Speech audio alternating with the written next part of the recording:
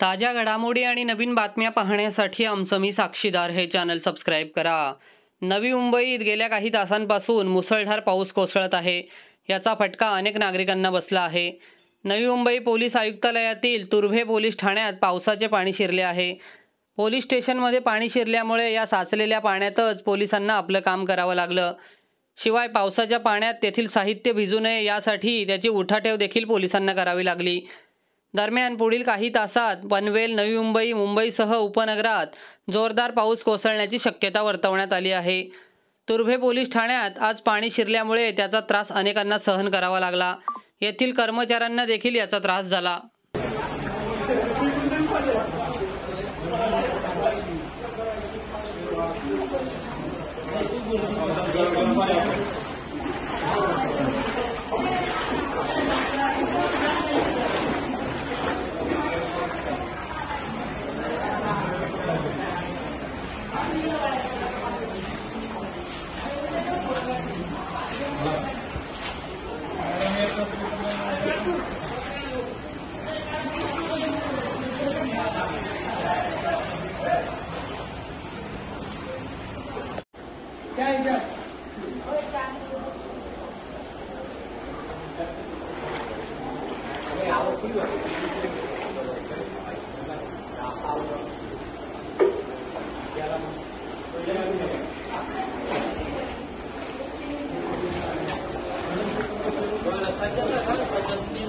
Wow.